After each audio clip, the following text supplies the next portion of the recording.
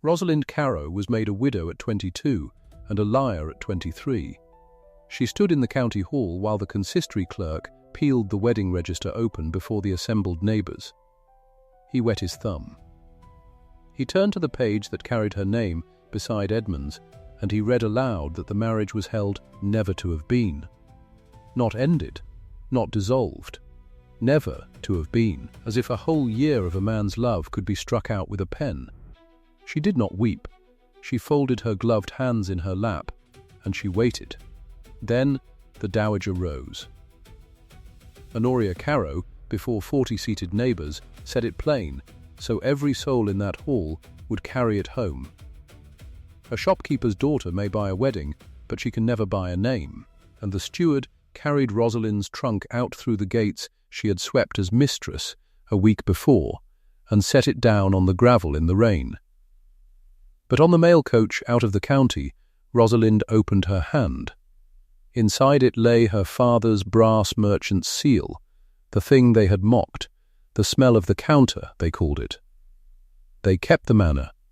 They forgot she knew what a ledger was worth. So she took the Liverpool packet, and she did not look back at the house. She looked at the port. If anyone ever told you you'd be nothing without them, this story is for you. Before we go on, if you believe a person's worth is not decided by the people who threw them away, take a moment and subscribe so this channel can keep telling these stories. And tell me in the comments what city you're watching from tonight. I read every one. Now let me take you back to the beginning, to a house on a hill and a young woman who still believed a signed paper meant something. The manor was called Wexcombe Hall. It sat above the little town of Harringcross, in the green county of Cheshire, and it had sat there for 300 years.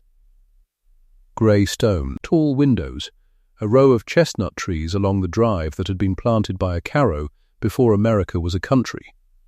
The family were not the richest in the county. But they were the oldest, and in that part of the world, in the year 1873, old counted for more than rich. It counted for everything. Rosalind came to that house in the spring as a bride. She was not born to it.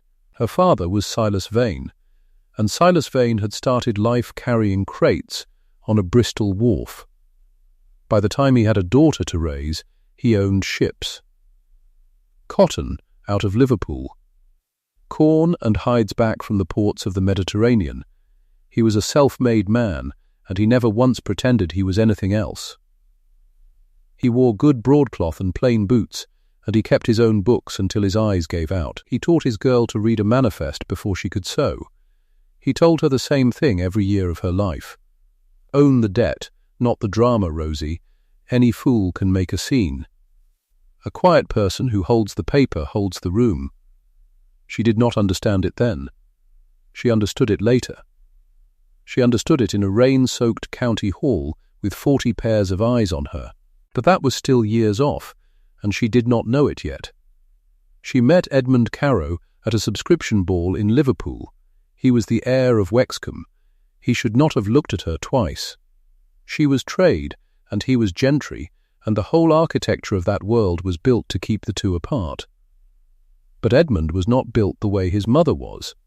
He was a soft-spoken young man, with ink on his fingers and a cough he made light of, and when he found out that the merchant's daughter across the room could talk about the price of cotton in Alexandria, he did not flinch. He leaned in. He asked her a question, and then another, and by the end of the evening he had forgotten to dance with anyone the way his mother wished. They married the next spring, and his mother did not forgive it. Rosalind knew what she was walking into. She was not a foolish girl. She knew the county would whisper. She knew Honoria Carrow would look at her the way a woman looks at mud tracked across a clean floor. She thought, and here was her mistake, the whole seed of everything that came after. She thought that a settlement would settle it, because in her father's world a signed contract was sacred. You put your name to a thing, you honoured it. That was the law that made trade possible. Money moved on trust, and trust moved on paper, and paper was kept.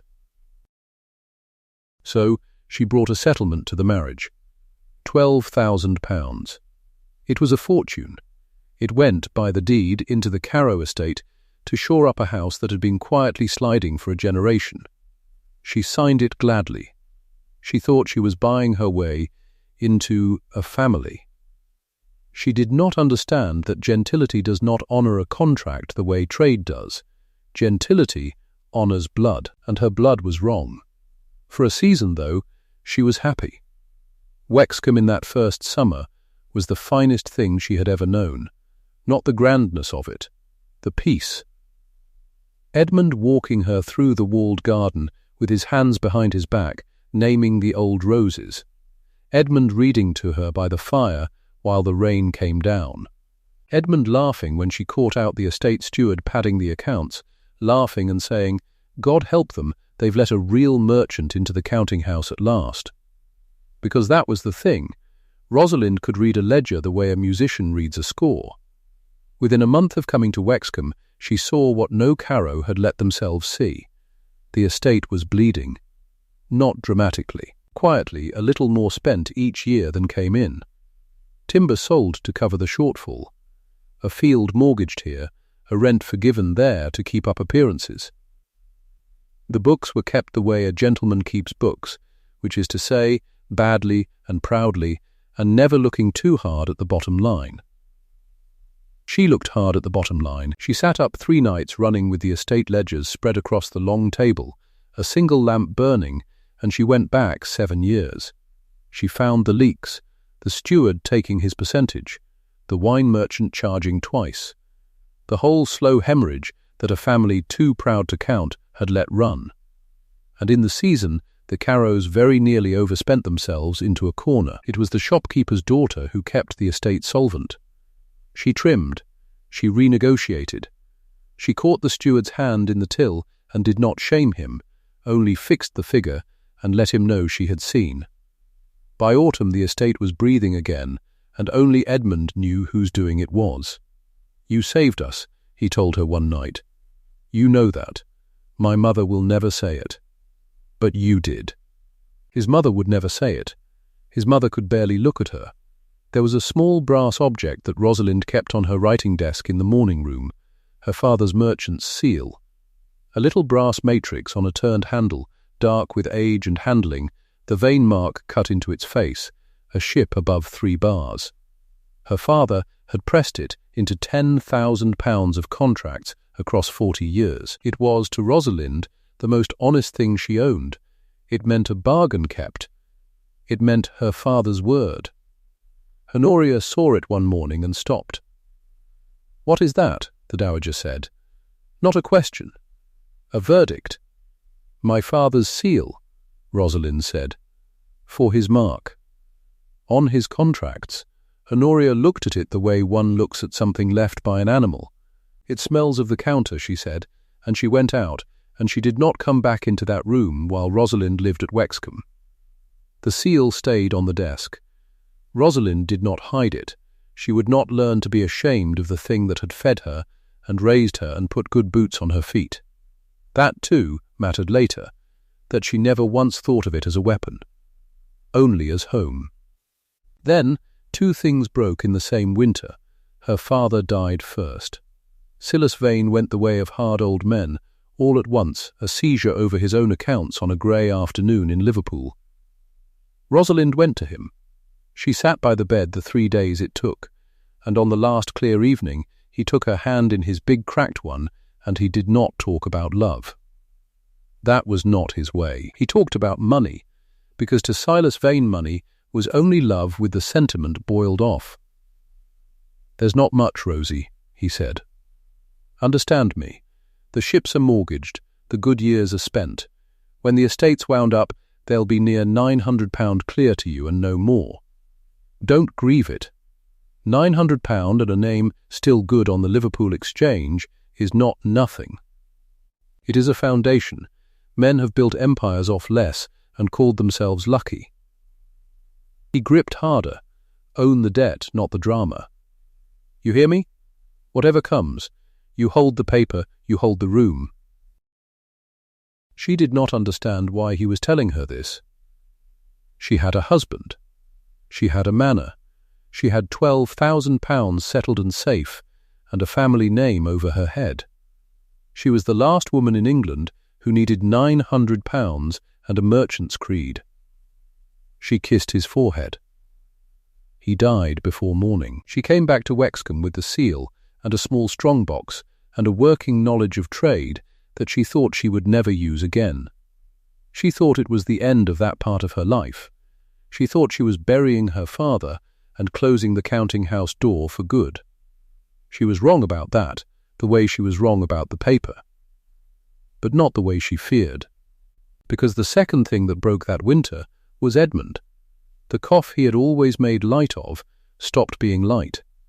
It went into his chest, and it stayed there, a lung fever the doctor called it, and he bled Edmund and blistered him and did every useless thing the age knew how to do, and none of it touched the thing that was killing him. 4 months, that was all the marriage got, in the end, once the illness took hold. 4 months of Rosalind sitting where she had sat by her father, holding a hand that grew lighter every week. Near the end Edmund was clear-headed for a stretch, in the grey hour before dawn, and he made her fetch paper and pen. He could barely hold it.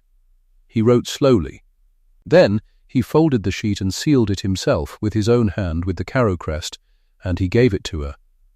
"Not now," he said, "when it's bad. When they've done their worst, and they will, Rosalind, you don't know them, they will. Read it then. Not before. They won't do anything," she said. "You've settled everything. It's all in the deed." He smiled at her. It was the saddest smile she ever saw. "You think a deed will stop my mother," he said. "You think paper is paper to her the way it's paper to your father." He closed his eyes. "Keep the letter. Keep the seal. Whatever they take," and the cough took the rest, and it was 2 more days before he found the words again, and by then he could only get out a piece of it, and the piece was this: "They cannot make you small. Only you can do that. Don't." He died on a morning in February, with the frost still on the chestnut trees, and Rosalind Carrow was a widow at 22. She thought grief was the worst thing that could happen to her. She had a great deal to learn. The disrespect began before the body was cold, and it came, as cruelty from proud people so often does, in 3 waves, small, then larger, then before the whole world. The first was the chair. It was the night after the funeral. The family sat down to a cold, quiet supper in the great dining room, the long table with its dozen places, and Rosalind went to her seat, the seat she had sat in as mistress of the house for a year, near the head at Edmund's right hand, where a wife sits. It was not there.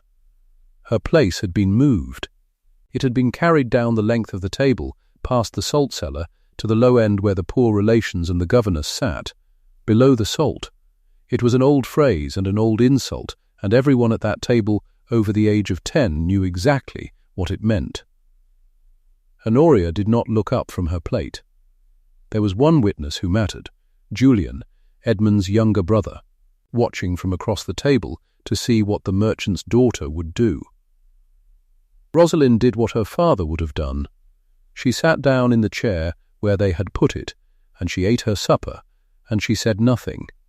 She would not give them the scene. Any fool can make a scene. But she noted it. She noted it the way you note a figure that does not add up. Something is wrong with this ledger. I will find out what. The second wave came at the funeral tea, a week on, with the county half present. There were perhaps a dozen mourners in the drawing room, neighbours and cousins, black gloves and lowered voices, and Julian Carrow crossed the room to her with a cup in his hand and a strange light in his eye, and he said, loud enough to carry, "Miss Vane, may I bring you anything?" Miss Vane. Not Mrs. Carrow, not sister. Miss Vane, her maiden name, her trade name, the name she had put down when she married. He was testing it. He was saying, in front of witnesses, that he did not consider her a Carrow at all, had perhaps never considered it, and he was watching the room to see if anyone would correct him. No one did. A widow of 22, 4 days into her mourning, and her husband's own brother stood in her drawing room and unmarried her with 2 words. She looked at him a long moment. She was learning something in that moment, learning it fast, the way you learn on a falling ship. She said, evenly, "Nothing. Thank you." And she turned back to the window, and Julian smiled, because a woman who will not fight is a woman you can strip, and he went away satisfied, and he went, she understood later, straight to the family solicitor. Because the 3rd wave was already being built. The 3rd wave was the law. His name was Alcott Pruitt, the Carrow family solicitor, a dry grey man with soft hands and a careful way of not quite meeting your eye. And what Pruitt engineered in the weeks after Edmund's death was a thing so audacious that Rosalind, when she first heard the word, did not believe a court of law would entertain it. An annulment, not of a living marriage, of a dead one. A petition to have the marriage of Edmund and Rosalind Carrow declared null, held never to have taken place, on the grounds that it had been procured by fraud. The logic, if you could call it logic, was money.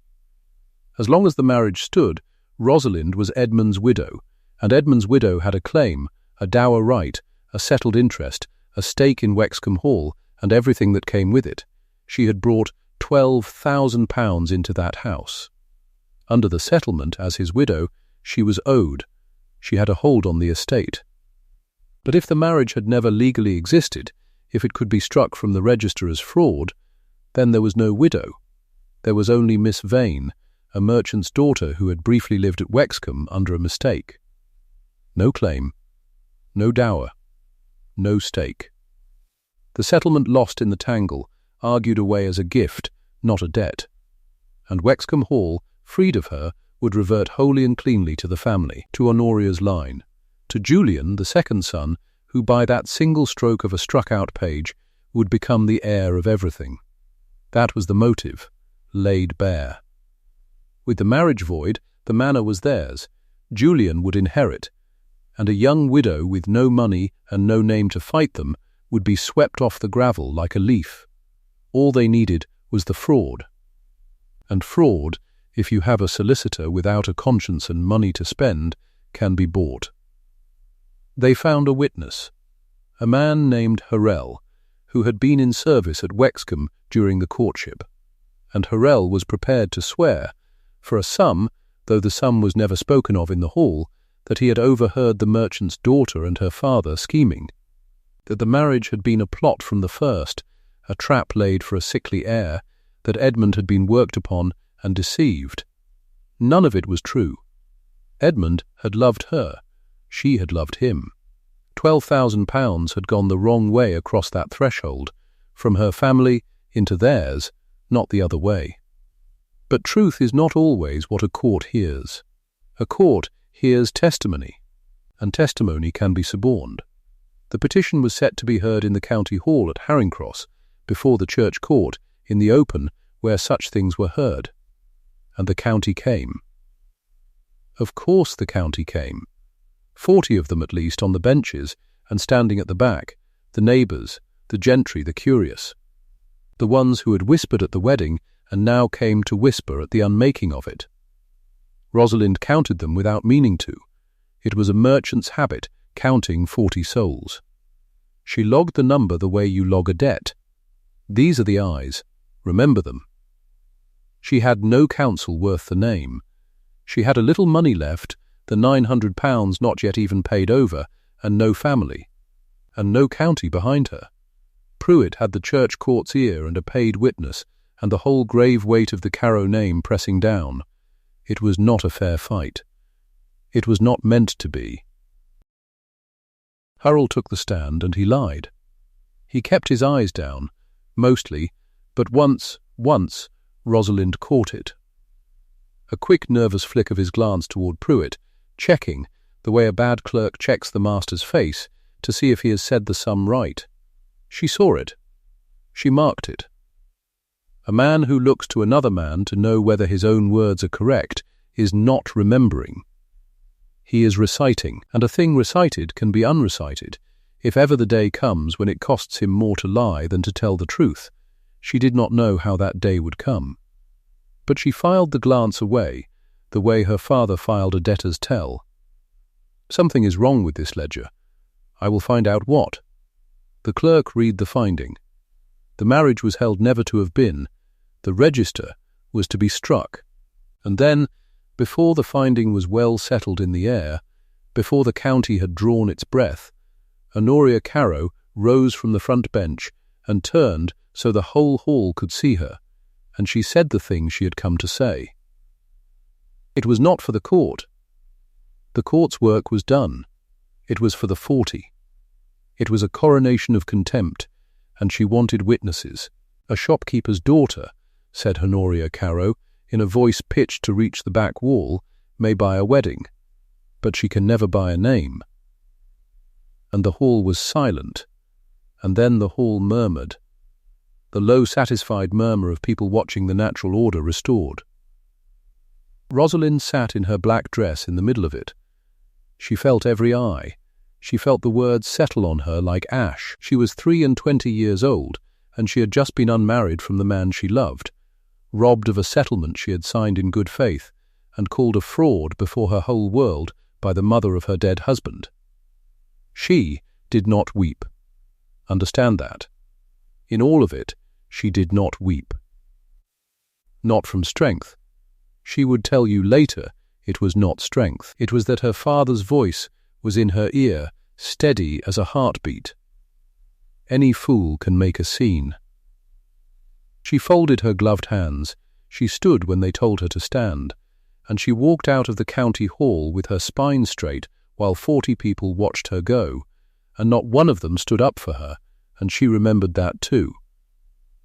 Her trunk was already at the hall. They had not even let her go back inside to pack it herself.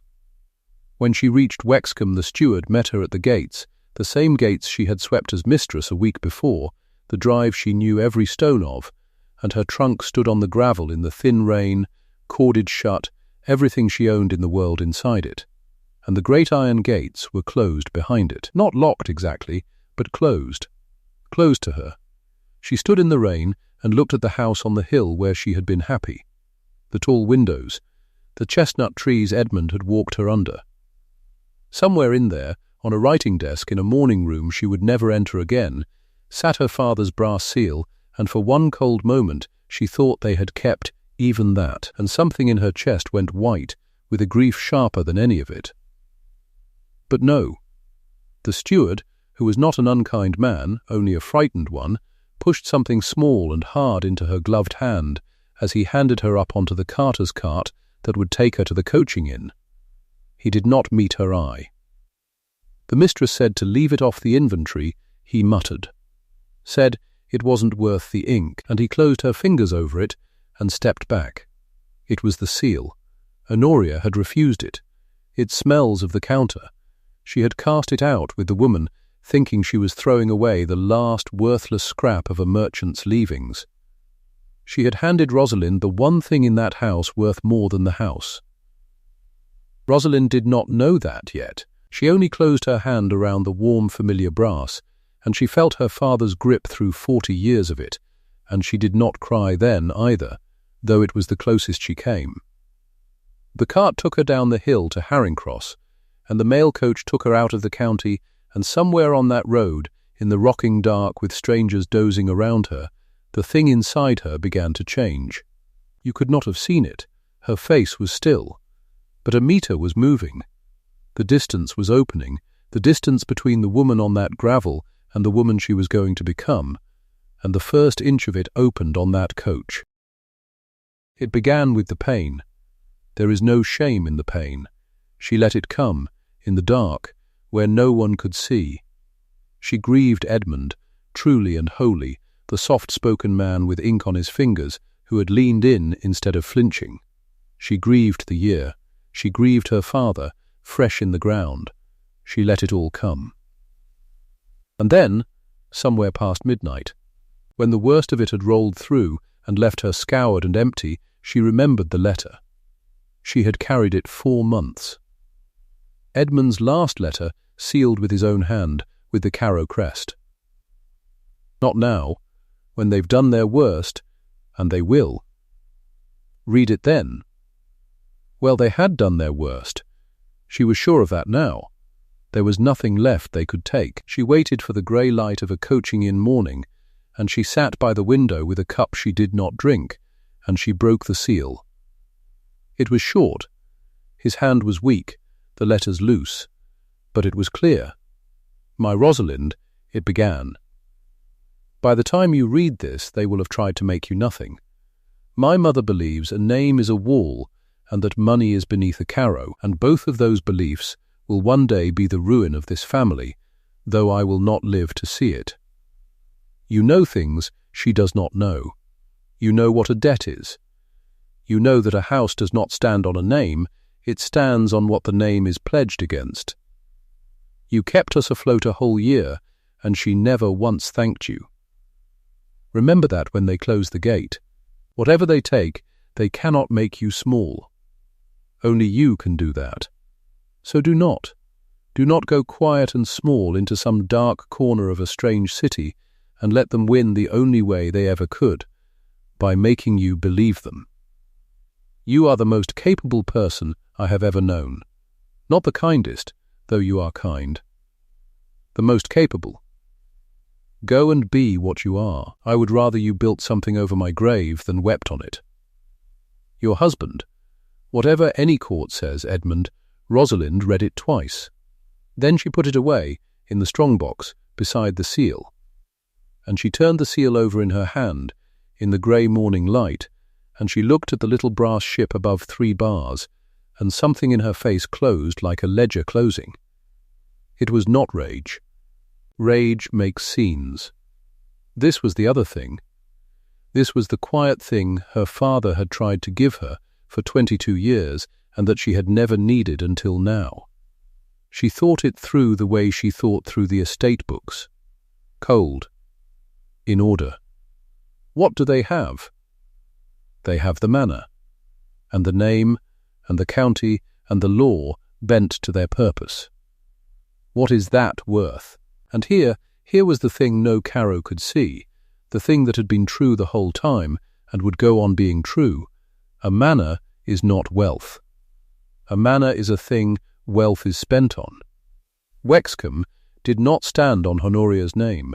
It stood on £12,000 of the merchant's money and on mortgages the family had signed to keep the roses trimmed and the horses fed.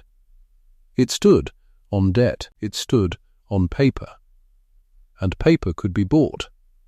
Not by fighting them in a church court where they owned the ground, not by pleading, not by writing to the newspapers, not by any of the small, desperate things a wronged woman was supposed to do and lose at. Her father had told her the way, on his deathbed, and she had thought he was rambling about a life she'd left behind. Own the debt, not the drama. You hold the paper, you hold the room. She would not chase the name they said she could never buy. She would go and buy everything the name was pledged against.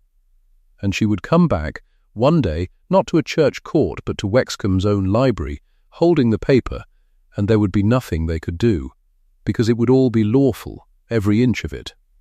Signed and sealed and honoured the way trade honours a contract. She would beat them not by breaking their world's rules, but by mastering the one rule her world lived by and theirs only pretended to. To do it she needed money. She had £900, near enough, once her father's estate was wound up. Against Wexcombe's mortgages and the county's debts. £900 was a raindrop against a drought. It was nothing, but it was a foundation.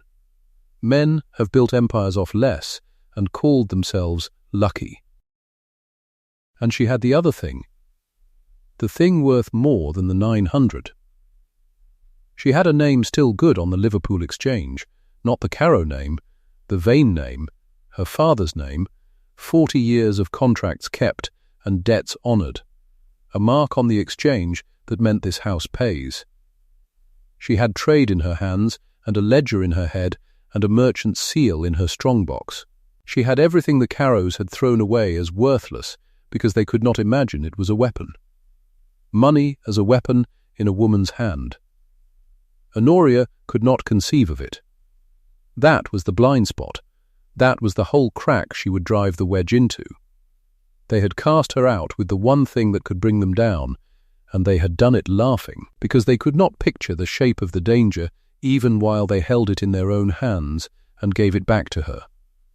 The mail coach went on toward Liverpool, and when it reached the great smoky roar of the port, the forest of masts, the cotton bales stacked 3 stories high on the quays, the shouting and the tar and the tide smell she had known since she was a child at her father's knee.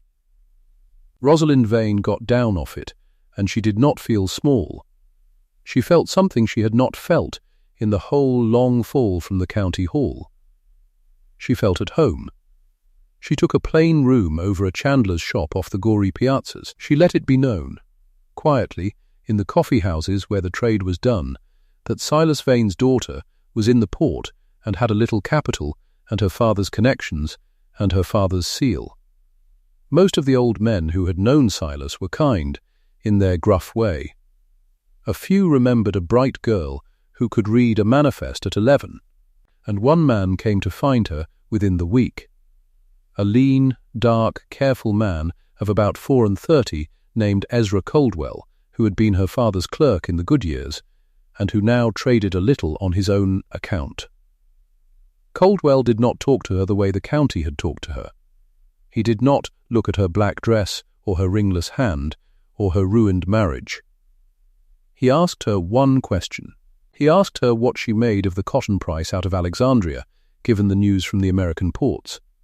And Rosalind told him, plainly with figures, what she made of it. And Ezra Caldwell listened to the answer the way a man listens to something true, and at the end of it he said, "Your father's daughter, then, right through." He believed her ledger before he ever thought about her face. That, too, mattered later, but it was not yet the thing that mattered now. The thing that mattered now was a consignment. There was a cargo. A share in a single shipment of cotton going out to the Alexandria factors and coming back as goods. A modest venture, well-known men in it, the kind of first small bet a careful trader makes. The share Rosalind could afford, with the whole of her father's remnant capital pledged behind it, was small. If it failed, she was ruined before she had well begun, £900 gone, and no more coming. If it held, she made a little, and she earned the one thing that could not be bought, and could not be inherited, and could not be struck from a register by any court in England. She earned a name in the trade as a principal in her own right. Not a widow, not a daughter, a merchant. She sat in the counting-house of the consignment with the contract in front of her. Caldwell across the table. The other men, older, watching to see if the girl's hand would shake. The clerk held out the pen and the stick of wax. Rosalind read the contract twice, the way her father had taught her, top to bottom, every figure. Then she signed her name. And then she took from her reticule the small brass matrix on its worn handle, and she warmed the wax, and she pressed her father's seal into it, the little ship above 3 bars, the mark that meant this house pays, the mark Honoria Carrow had called the smell of the counter and thrown out onto the gravel with the trunk. The wax took the impression clean. The ship, the 3 bars, her father's word, and now hers. There was no going back from that press of the seal. She was not a Carrow's widow lingering at the edge of the gentry, waiting to be let in. She was in the world they despised, on her own account, with her own paper, under her own mark. She had stopped grieving on the gravel and started building over the grave exactly as Edmund had asked her to. She did not yet know that a single lost shipment would nearly break her before the year was out. She did not know that far away, a careless young man was already remortgaging the very house that had cast her out to pay for a hunt and a scheme that would fail. She did not know how the 2 threads, her rising paper and their sinking one, were bending toward the same room, the same desk, the same seal pressed into the same wax. She knew only this. The wax was cool now, the mark was hers, and somewhere behind her, up on a green Cheshire hill, a proud old woman was going about her day quite certain that the shopkeeper's daughter was finished, swept off the gravel, gone for good. Nothing without them. Rosalind Vane folded the contract and put the seal away, and looked out the counting-house window at the ships riding the grey tide toward Alexandria, and for the first time since the county hall she almost smiled. They had forgotten what a ledger was worth. She was about to remind an entire county. The first contract came back with profit on it. Not a fortune. A margin. Ezra Coldwell laid the account before her on the counting-house desk and tapped the bottom line with one blunt finger, and he did not smile, because Ezra Coldwell was not a man who smiled at ordinary things, but he looked at her a moment longer than the figures required. "Your father," he said, "would have done it the same way." Rosalind said nothing. She read the account twice. The cotton had gone out to Alexandria and come back as coin, and after the factor took his share, and the freight, and the insurance, there was clear money in her name. Her name, not a Carrow's, not a widow's portion argued over by other people's lawyers. Money she had made, with a signature and a seal, and 4 months of nerve. She took a sheet of clean paper. She wrote the next order out in her own hand, and when the wax was warm, she pressed the little brass ship above 3 bars into it, and the mark held clean, the way it always held. That was the second wave, and it was small, and it mattered more than anything that came after. Because after that first return, she was no longer a woman trying.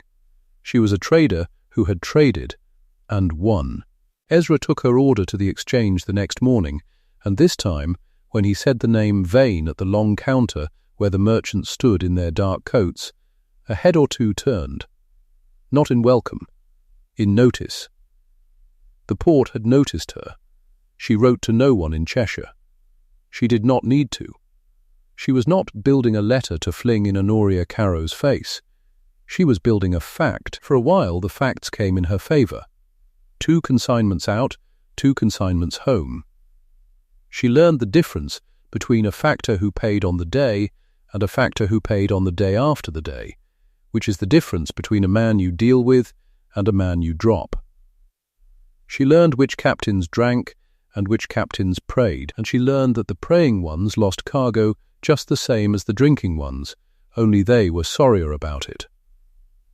She kept her books the way she had kept Edmund's books. In a small, clean hand, every column squared, nothing hidden from herself. And then the sea took a ship. The telegram came on a wet Tuesday. Ezra brought it up the stair himself rather than send the boy, and she knew from his face before she read a word. A Mediterranean gale off the Barbary coast. The vessel gone down with the cargo aboard, and half that cargo hers, and the factor at the far end, the man who owed her against the goods, gone silent as a stone. Defaulted, vanished into the smoke of his own bad accounts. She read the telegram standing at the window. She read it a second time. The ship still rode the grey tide below, indifferent, the way the tide is always indifferent, and somewhere out past them a great deal of her money lay on the seafloor with a drowned crew. "How bad," she said. Ezra told her how bad. It was bad enough to end most people. It was more than the profit of the good months. It reached down past the profit and into the capital, into the £900 that was all her father had left her clear of the world, the little home sum she had never once thought of as a weapon, only as home. "You can walk from it," Ezra said quietly. "A share is a share. The loss falls where it falls. No one would think less of you. They would think exactly what they already think," she said. She sat down at the desk. She did the sum. And the sum was cruel and simple. If she covered the loss, if she made good the obligations that hung on that drowned cargo out of her own pocket, and stood behind the paper she had signed, she would be very near ruined. Not gone, but near enough to feel the gravel under her again. If she did not cover it, if she let the loss fall and hid behind the smallness of her share, she would keep her £900 and lose the one thing her father had left her that mattered more than the money. The name still good on the Liverpool Exchange, the mark that meant this house pays. She thought of Honoria Carrow saying a shopkeeper's daughter may buy a wedding, but she can never buy a name. She thought of the brass seal thrown out onto the gravel with the trunk, and she understood, sitting there with the drowned money on the desk, that a name is not a thing you buy. It is a thing you pay for, one hard debt at a time, in the season when it would be so much easier not to. Cover it, she said. All of it, every obligation with my seal on it, I honour. I do not care what it leaves me. Ezra looked at her for a long moment. Then he took his hat. I'll tell them at the counter, he said. It'll be round the port by dinner. It was round the port by dinner. And here is the thing the Carrows never understood about the world of trade, the world they despised. The world remembers who paid when they did not have to. A dozen merchants who had never spoken to her heard by nightfall that the vain woman had covered a loss she could lawfully have walked from, had stood behind her seal into her own ruin, rather than let one obligation go bad. That is a story the Exchange tells about a person for years. That is worth more than the money it cost, and it cost nearly everything. She was down to almost nothing that winter. She let the good room off the gory piazzas go and took a smaller one. She wore the morning grey she had left Wexcombe in, and turned the cuffs when they frayed, and pawned a brooch that had been her mother's, and did not tell Ezra she had pawned it. She lived very close to the bone. But her seal was clean, and when a man came to the counter in the spring with a consignment he needed placed fast and safe, and asked the merchants there who could be trusted to stand behind paper when the sea went wrong, more than one of them said the same name. The vain woman. She's short of capital, but she's long of honour, and in trade the second outlasts the first.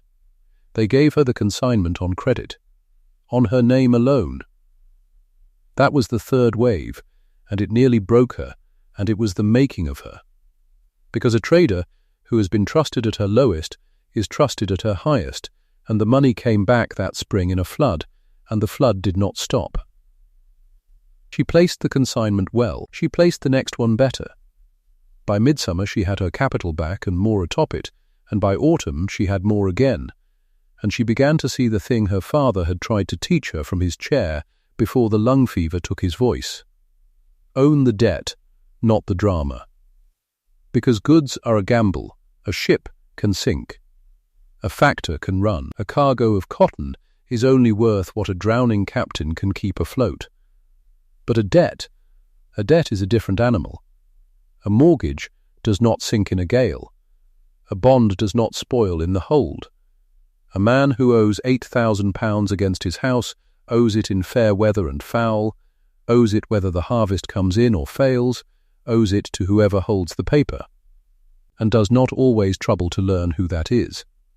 So Rosalind Vane, with her fortune coming in now steady as a tide, made her quietest and coldest decision. She moved out of goods. She moved into paper. She began to buy debt. Not loudly. Never loudly. She placed an agent in London, a discreet, grey, forgettable man who dealt under a firm's name and never under hers. And she gave him money and a single instruction: buy discounted paper, buy the mortgages of gentlemen who spend faster than their land earns, buy the bonds that careless heirs have signed and forgotten. Buy them cheap from the men tired of waiting to be paid, and hold them. And she gave him one name to watch for above all others. Now here is where the two threads bend toward the one room, the way I told you at the start they would. Because while Rosalind Vane was standing behind her drowned cargo and earning a name in Liverpool, up on the green Cheshire hill the young man who had taken her house was busy losing it. Julian Carrow had wanted the manor, and now he had the manor, and he found that the manor was not a prize but an appetite. It wanted a new roof on the west wing.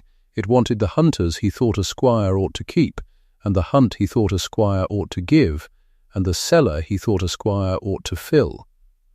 It wanted the deference of the county, and deference, Julian discovered, is bought with dinners. So he mortgaged. First a little to gild the present, then more when a man in a good coat came up from London and told him over that very seller's port about a railway subscription that could not fail, a line to be run through 3 counties, shares to be had now cheap and sold on dear, a thing for gentlemen of vision. Julian Carrow fancied himself a gentleman of vision. He mortgaged Wexcombe deeper to buy in. The railway did not fail. It was never built. There is a difference, and the difference cost Julian every shilling he put into it, which was a great many shillings that were not truly his, but the house's, borrowed against the stone. And old Honoria, in her jointure rooms, felt the cold come into the house that year and did not know why. A bad harvest thinned the rents. The tenants fell behind. The dower income that was meant to keep her in the style of a dowager strained and would not stretch, and she blamed the steward, and she blamed the weather, and she blamed the shopkeeping element that she believed had crept into the modern world and spoiled it. She never once thought to blame her son, and she certainly never thought to blame the woman she had thrown out onto the gravel, because that woman was finished. Everyone knew that woman was finished. When the mortgage came due to be renewed, it was Alcott Pruitt who arranged it, as Pruitt arranged all the Carrow paper for his retainer, and Pruitt was pleased because a London syndicate had come forward, a faceless, respectable London syndicate, dealing through a grey agent, willing to take up the whole Wexcombe mortgage, £8,000 of it, and the county's other paper besides, at terms that seemed almost generous. Pruitt did not ask who stood behind the syndicate. It is not the sort of thing a busy solicitor asks, so long as the money is good and the fee is paid. He drew the renewal. He had Julian sign it. He had it sealed. He had, in short, pledged Wexcombe Hall, root and branch, to the very woman his own suborned witness had helped to throw out of it. And not he, nor Julian, nor Honoria knew. Rosalind knew. The grey agent's letter came to her on a blank letterhead, no name on it, only the figures and the word done. She read it at her own desk, in her own house now in a good street, with the brass seal at her elbow. She read that the Wexcombe mortgage was hers, that the paper the debts of half the county's indebted gentry were pledged against was hers, that she had bought, cheap and lawful and silent, the ground the Carrows stood upon. She did not smile. She had learned not to spend a thing before it was ripe. She folded the letter and put it in the strong box, beside Edmund's letter, the two of them together, the one that opened her story and the one that would end it. Then she wrote to the trustees and to the county in the syndicate's proper name that the mortgage on Wexcombe Hall was called. Not renewed. Called the full £8,000 to be paid, or the house forfeit, and the principal of the syndicate would attend in person at Wexcombe to settle the account. 13 months, that was all it had taken, from the gravel to the calling of the bond. 13 months, one drowned ship, one debt honoured that need not have been, and a name kept clean at the cost of everything, redeemed at 100 times the price. She had them served notice. And then she ordered the carriage. The carriage that came up the Wexcombe Drive that grey afternoon was a good one, plain and dark, and the Carrows did not recognise it. Julian, at the library window, watched it come and thought only that the London principal had sent a smart enough equipage and straightened his coat and prepared to be charming. Because Julian believed he could charm a creditor as he had charmed a railway promoter, and look how well that had gone. Honoria sat by the fire. She had consented to be present because Pruitt had said the principal wished to treat with the family, and a dowager treats with no one, but she would allow the man to see whom he was dealing with. She held herself very straight. She was still, at 58, a handsome, iron-faced woman who could quiet a room by entering it. She meant to quiet this one. Pruitt stood by the desk. Edmund's old desk, where Rosalind had once kept the estate books square in a season the family nearly overspent. Pruitt had his papers ready, and his fee in mind, and no notion in the world that this was the last hour of his practice. The door opened. The woman who came in wore mourning grey, as she had worn on the gravel. But the grey was cut now in London silk, and it moved when she moved, and it had cost more than Honoria Carrow's whole gown, and Honoria, who knew cloth, saw that in the first second, and did not yet understand what it meant. Then the woman lifted her head, and the firelight found her face. Julian knew her first. He made a small sound, not a word. His charming smile, half-built, fell off his face and did not get put back. Pruitt knew her second. His hand, reaching for the renewal deed, stopped in the air above it and stayed there, as if the paper had grown hot. Honoria knew her last, because Honoria had spent 13 months being certain of a thing, and certainty is slow to turn. She looked at the woman in the good grey silk, and her mind said, "That is a merchant's woman come to treat," and then it said, "I know that face," and then it stopped saying anything at all. "Good afternoon," said Rosalind Vane. No one answered her. So she crossed the room, unhurried, and she set upon Edmund's old desk a leather folder, and she opened it, and she laid the papers out one by one where they all could see. The Wexcombe mortgage bond, £8,000. The renewal Julian had signed, and behind them, in a neat squared stack, the other paper, the county's paper, the mortgages and bonds of half the gentry that had sat in the county hall and watched her marriage struck, the debts of the men who had nodded when Honoria spoke her line. "You've had my letter," Rosalind said, "so you know the syndicate has called the bond. I am the syndicate. There is no one behind me to appeal to, and no London gentleman coming after me with softer terms. It is my money. It was always my money. I am the principal, and I have come myself, because I thought you should hear it from me. In this room, at this desk." Julian found his voice, and it came out too high. "This is Pruitt. This is not. She has no standing here. She is not even. I am not even a Carrow." Rosalind finished for him, quite calm. "No, you saw to that. You called me Miss Vane at your brother's funeral tea before a dozen mourners, testing whether the void would hold, and it held, and you left satisfied. You were right to. The annulment made me Miss Vane. It made me nothing to this family in law. She touched the bond on the desk with one gloved finger. It also made me a stranger, and a stranger may hold your mortgage. A daughter-in-law you might have appealed to, a widow you might have shamed, but a stranger who holds your paper, there is nothing to appeal to in her at all. You made me a stranger. Madam, this is what a stranger looks like."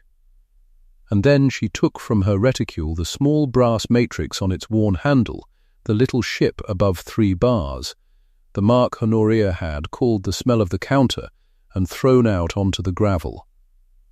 She warmed the wax at the desk lamp, and before the whole silent room she pressed her father's seal onto the calling of the bond. Clean, the ship, the 3 bars, this house pays, and now this house is paid for. "You told me once," she said to Honoria, and her voice did not rise, "that a shopkeeper's daughter may buy a wedding, but she can never buy a name. You were right, madam, I could not buy your name. She lifted the sealed deed so the wax caught the light, so I bought everything it was pledged against." Honoria Carrow had not moved.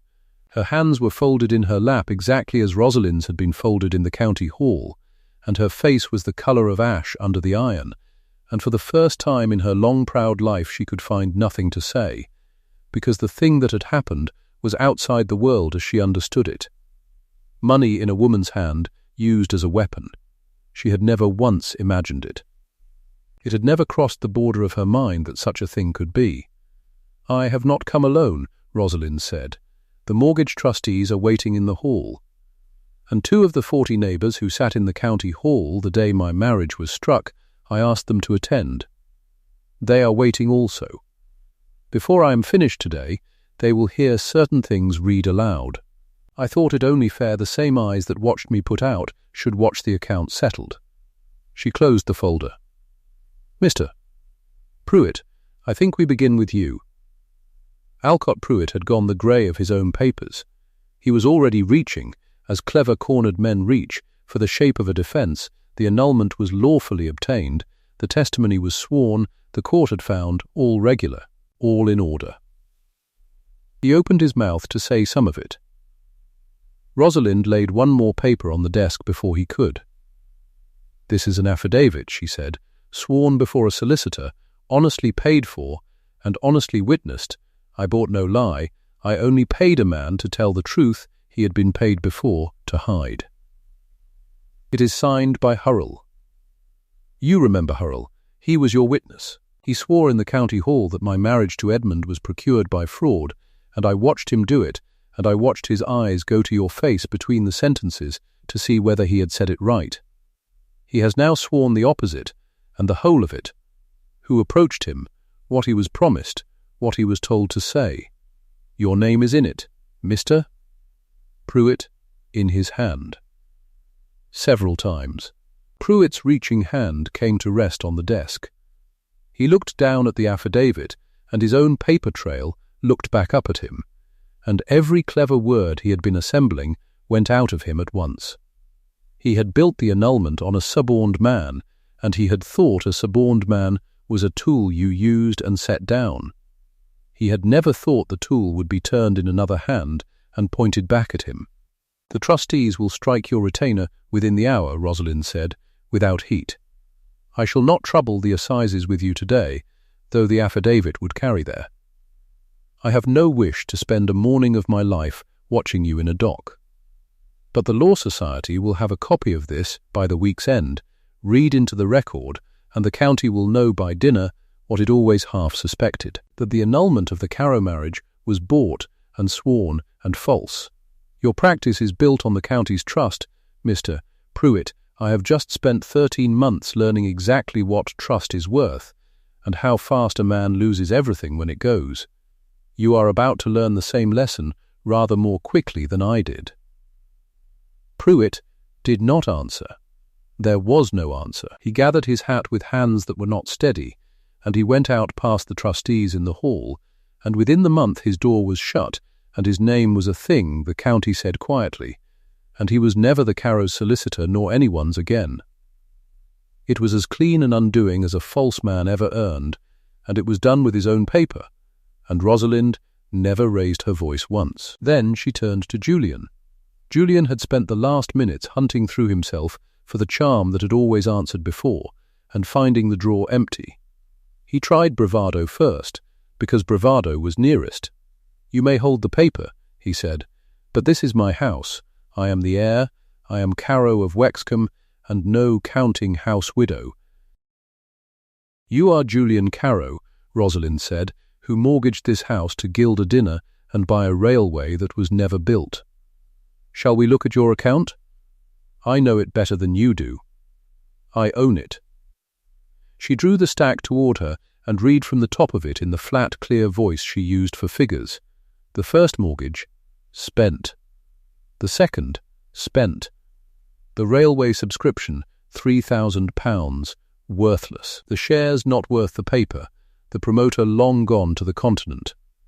The renewal Pruitt drew, 8,000, called and due, and unpayable, because there was nothing left in the estate to pay it with. She read it the way a doctor reads a chart to a patient who has not understood how ill he is.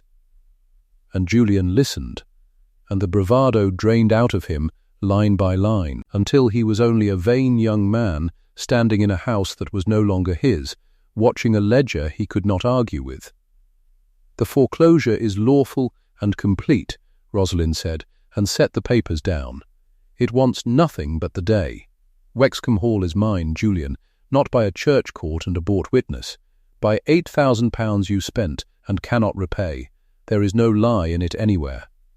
That is the difference between how you took it and how I have taken it back." He was silent a long moment. And then the recurring truth of these matters arrived, the thing the proud always come to in the end. He had to ask. The man who had called her Miss Vane before a dozen mourners had to stand in the wreck of his house and ask the shopkeeper's daughter for terms. "What am I to do?" he said, and it was barely a question. "Where am I to go?" "There is the Dower cottage," Rosalind said, "in the Dower village, at the edge of what was your land. It is dry, and it is decent, and it is small. You may lease it. By the month." She let that sit. "In the name of Carrow, which you tried to strip from me and could not use to save yourself. Pay me your rent on the 1st of each month, Julian, under that name, and the cottage is yours as long as you like. That is my price. It is more than you offered me on the gravel, when the price you set was my trunk and the rain." He looked at her, and the ledger looked at him, and there was nothing to say to the ledger, so he said nothing. He went out. In time he took the cottage, because there was nowhere else, and paid his rent on the 1st of the month in the name of Carrow, and later, but that is the epilogue, and I am not there yet. That left the dowager. Honoria Carrow had had time now to gather herself, because Honoria was iron, and iron bends slow. She rose from the fire, straight-backed, and she did the last thing in her armoury, the thing that costs the proud most, and that they always try when the money is gone. She reached for kinship. "Edmund loved you," she said. "Whatever has passed between us, he loved you, and you loved him. I have never doubted it. For his sake, then, there is no need for the county to be made a spectacle of. We are, whatever the law now says, family. Let us come to some arrangement. Quietly. For Edmund's sake. He would not have wished this. It was the coldest card in a cold hand, and Rosalind knew it. To use the dead man she had loved as a lever, after helping to strike his marriage from the register as though it and he had never been, it was worthy of the woman who had said her line before 40 neighbours. And Rosalind might have answered it with the whole of the last 13 months. She did not. She had promised herself, somewhere on the mail coach with Edmund's letter open in her lap, that she would take back everything they stole and none of what they were. "You are right that Edmund loved me," she said, "and that I loved him. It is the one true thing anyone has said in this room today, and it should not have come from you, madam, of all people, and not for this purpose." She took a breath. "So let me answer it truly. For Edmund's sake, I will do one thing you have not asked for. Pruitt's affidavit clears the fraud. I shall have the marriage register restored, the strike lifted, the entry set right, so that it stands in the county's book and in the churches that Rosalind Vane was the lawful wife of Edmund Carrow and his widow, and that the annulment was a lie. That is for his honour and for mine, and I will not be argued out of it. His name will be clean. So will mine." Honoria's face moved, just slightly, at that, because it was more than she had dared to want, and it was given without being begged. "But the manor is mine," Rosalind said, "and it stays mine. You mistook what I was, madam, from the first day to this one. You thought money in my hand was the smell of the counter. It was the only thing that could reach you. You cannot be shamed, and you cannot be moved, and you will not be sorry. I have watched you long enough to know it. So I will not try. I only hold the paper. That reaches you where nothing else could." She inclined her head, courteous, final. "There are rooms in the dower house that will do for a lady of your years. They are more than you left me. Good afternoon." And that was all. No triumph in it, no raised voice, no gloat, only a dry courtesy and a closed account. Honoria Carrow, who had quieted rooms by entering them for 40 years, was quieted at last in the room she had cast another woman out of, and there was nothing she could enter or say or freeze that would change one figure on the desk. She went out past the 2 waiting witnesses, straight back to the end, into the smaller life that was left her.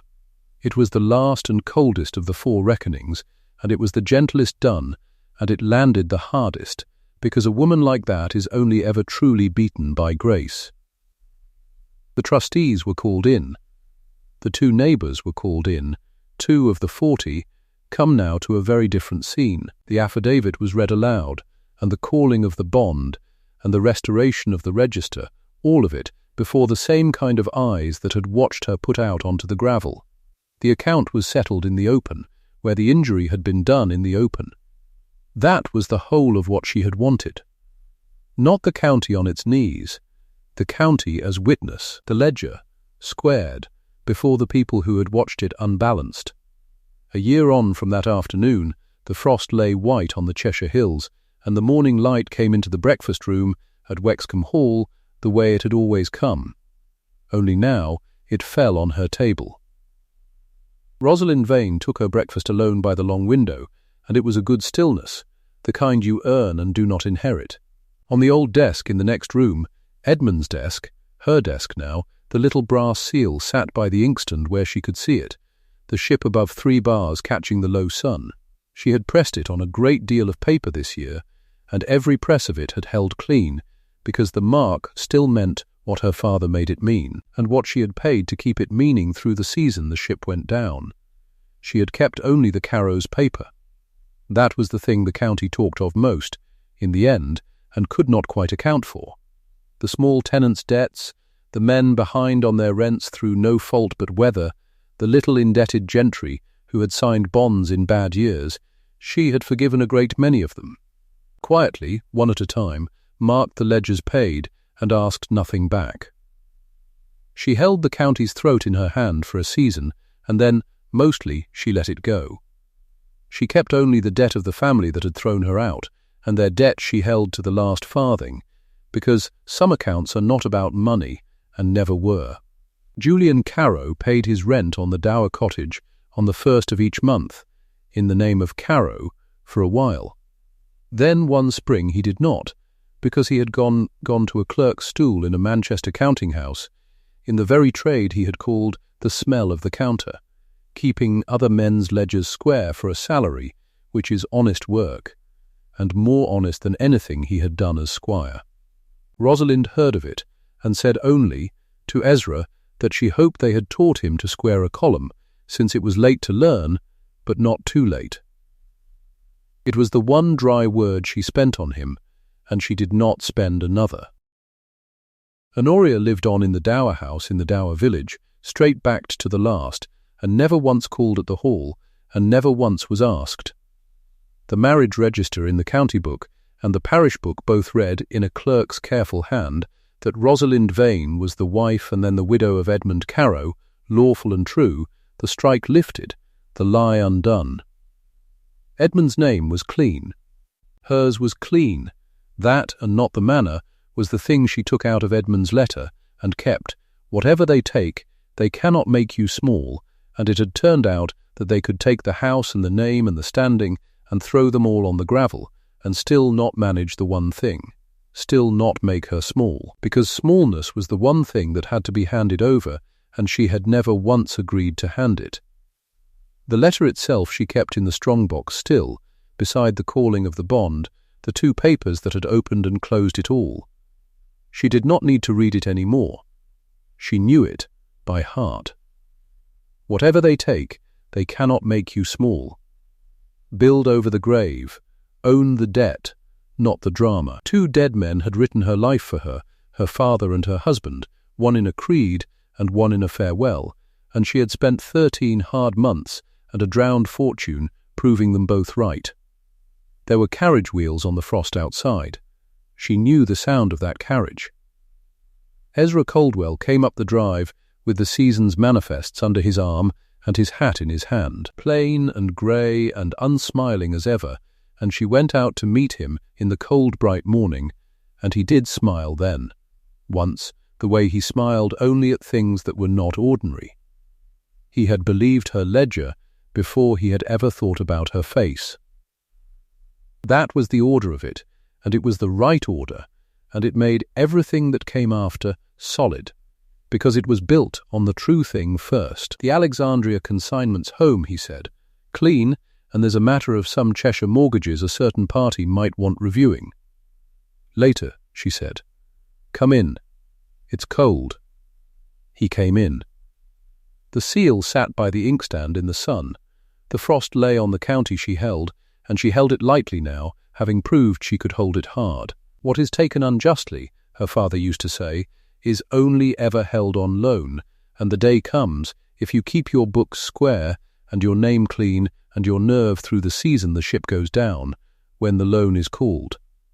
She had called it, the account was closed, and the shopkeeper's daughter that a proud old woman had swept off the gravel, certain she was nothing without them, took her partner's arm and went in out of the cold to a warm house on a green hill that was hers, every stone of it bought and paid for under her own mark.